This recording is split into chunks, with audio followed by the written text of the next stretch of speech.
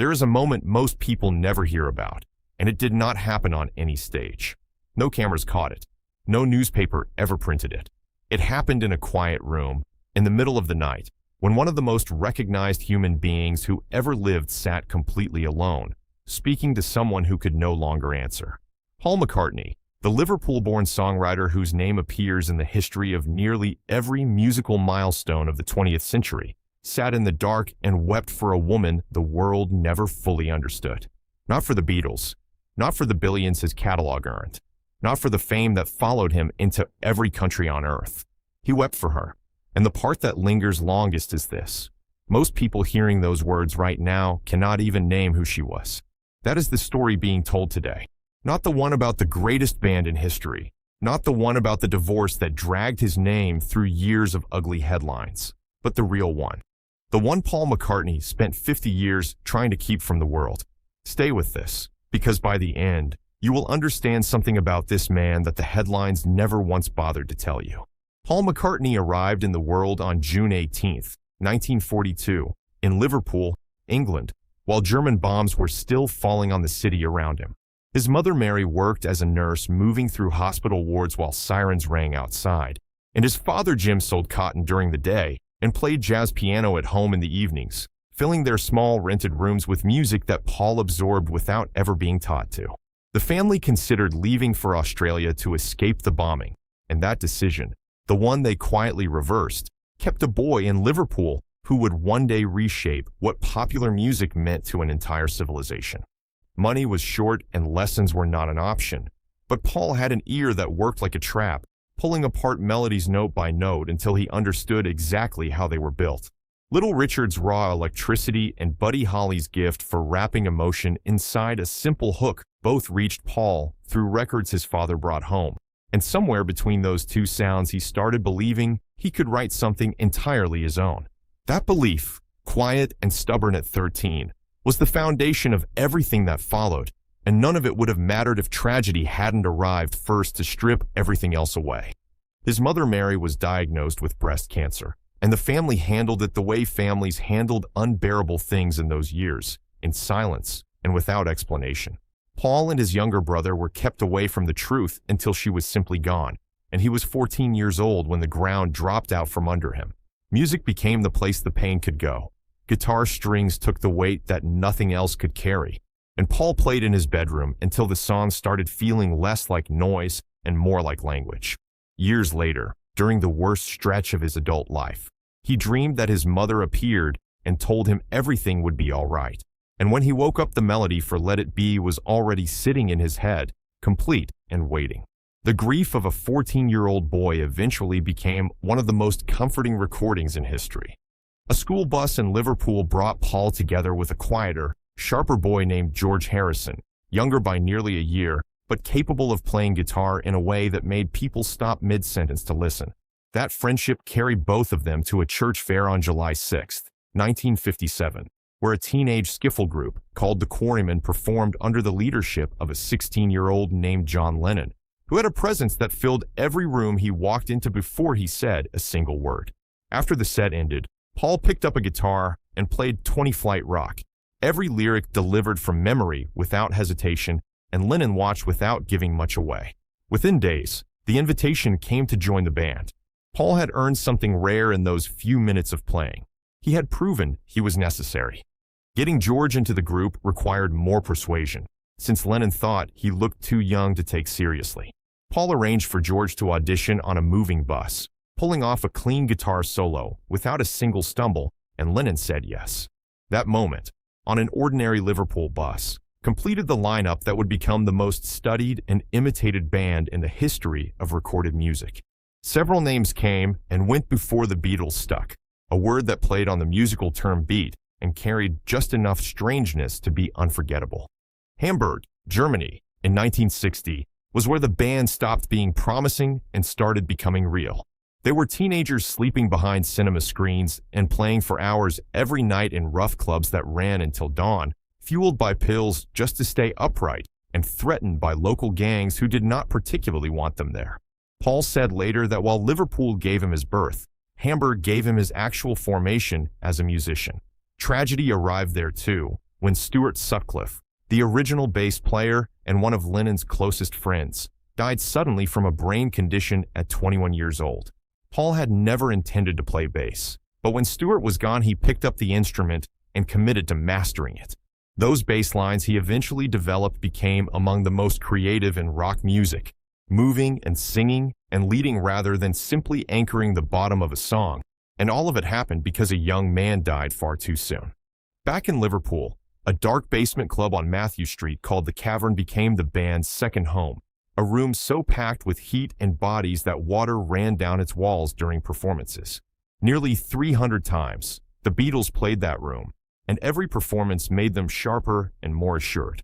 Brian Epstein walked into that basement in late 1961, a music store manager who dressed carefully and was not easily impressed. And what he saw in that sweat-soaked room changed the direction of his life entirely. He signed them as manager, put them in suits, taught them to bow at the end of shows, and pushed a level of professionalism the chaos of Hamburg had never required. By the end of 1963, the Beatles were the biggest act in Britain, and Brian Epstein was the man who opened that door. August 1962 brought a decision that caused genuine fury. Pete Best, the drummer fans adored, was replaced by Ringo Starr, and the reaction outside the Cavern Club turned violent. Ringo was booed. George Harrison was punched by someone in the crowd. But once Ringo sat behind the kid in the studio, everything locked into place with a precision that hadn't existed before, and the classic Beatles lineup was finally complete. On February 9th, 1964, 73 million Americans sat in front of their televisions for The Ed Sullivan Show, and the Beatles played 4 songs to a crowd that screamed so loudly the band could barely hear themselves. In a single night, they crossed an ocean and claimed an entire continent, and Beatlemania was no longer a British conversation. It belonged to the world.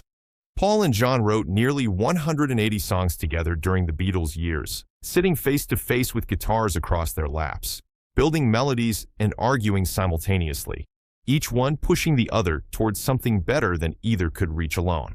By 1966, 24 #1 hits in the United States alone carried their names, and the partnership that produced all of it ran on nothing more than a handshake. Yesterday arrived as a dream. Paul woke up with the melody fully formed, so complete that he spent weeks asking everyone around him whether they had heard it before, convinced he must have borrowed it from somewhere. John didn't think it suited the band, so Paul recorded it alone, acoustic guitar and string quartet, no other Beatle on the track. Released in 1965, it became the most covered song in the history of recorded music. The line about longing for yesterday was not written about a romance. It was always about his mother. Touring had become something closer to endurance than performance by 1966, with stadium crowds screaming so loudly that the band could not hear a note of what they were actually playing.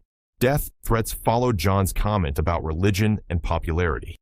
The Philippines left them stranded at an airport after a misunderstanding with the government turned hostile. After their final concert in San Francisco in August 1966, the band walked away from live performance entirely.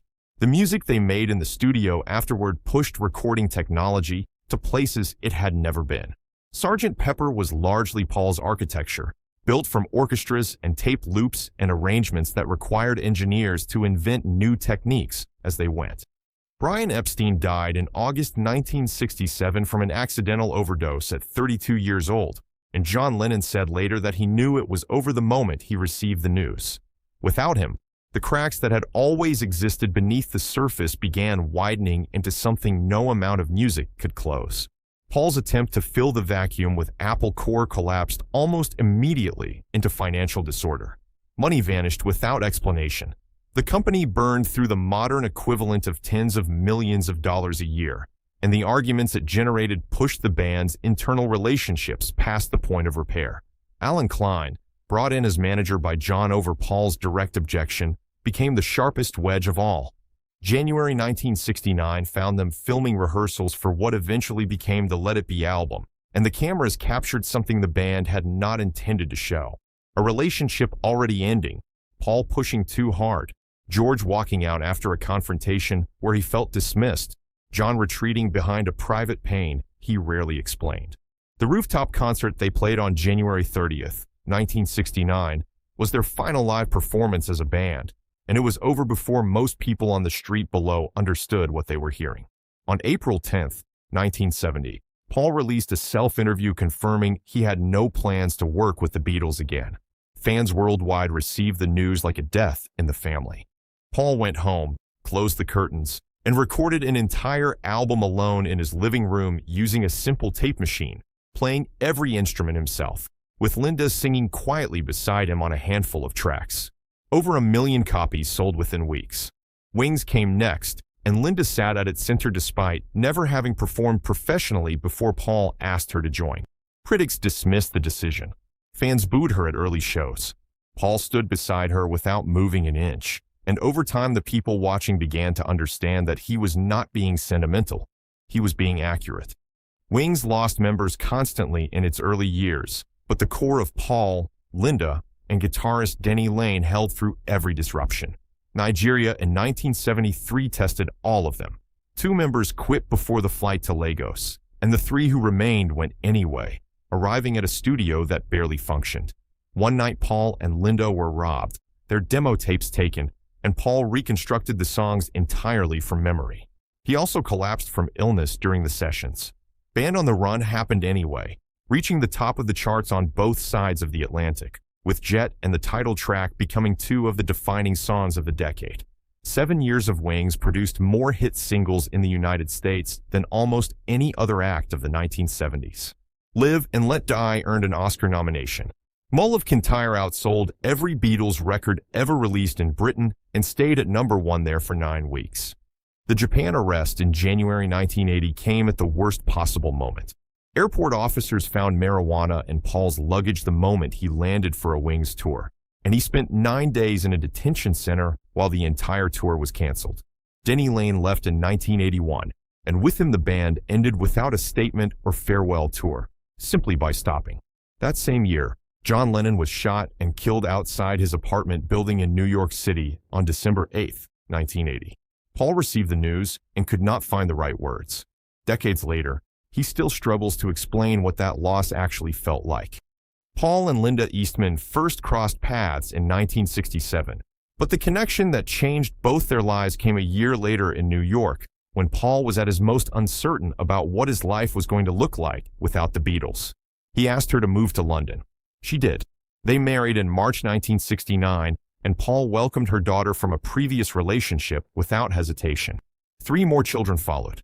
In nearly 30 years together, they spent a total of 1 week apart, the week Paul sat in a Japanese detention center. Linda learned keyboards from scratch so she could perform beside him, absorbed the criticism that came with being seen as unqualified, and kept showing up every night until the people who had booed her stopped booing. The cancer diagnosis came in 1995, and they fought it together with the same stubbornness they had brought to everything else. Linda McCartney died in April 1998 at their ranch in Arizona, with Paul and their children surrounding her. He asked people to support cancer research charities that avoided animal testing, which had been one of Linda's deepest commitments, and her ashes were scattered on the farm in Sussex, where they had lived so many of their best days. The marriage to Heather Mills that followed brought a daughter born in 2003, and then years of headlines that neither party came out of looking dignified, ending in a settlement of around $24 million. Peace arrived most completely when Paul married Nancy Shevell in 2011, a private and composed woman who gave him something that had been missing for a long time: stillness. The Queen knighted Paul in 1997, and standing in Buckingham Palace, he thought about Liverpool and a small rented house, and a boy who had taught himself guitar because lessons cost money the family didn't have. He became the first British musician to earn more than $1 billion, with annual earnings of approximately $50 million from catalog royalties, touring, and publishing. The legal fight to reclaim ownership of his Beatles compositions lasted more than 50 years, beginning when Michael Jackson used advice Paul himself had shared to purchase the Beatles catalog for nearly $48 million in 1985, and ending when a 2018 settlement quietly returned control of those songs to the man who had written them. In 2023, technology that could isolate John Lennon's voice from an old cassette recording made it possible to release one final Beatles song, and it reached #1. Paul McCartney was 81 years old when that happened. In 2020, during the global lockdown, He recorded McCartney 3 entirely alone, and it reached #1 in the United Kingdom, his first solo chart topper in more than 30 years. He still performs concerts that run past 3 hours. He still writes. He still plays bass in a way that nobody else on earth has ever quite managed to replicate. The boy from Liverpool who lost his mother at 14, who built one of the greatest songwriting partnerships in history on a handshake, who played his way through Hamburg and heartbreak and courtrooms and grief, never really stopped moving forward. He just kept going, song by song, loss by loss, note after note, all the way to here.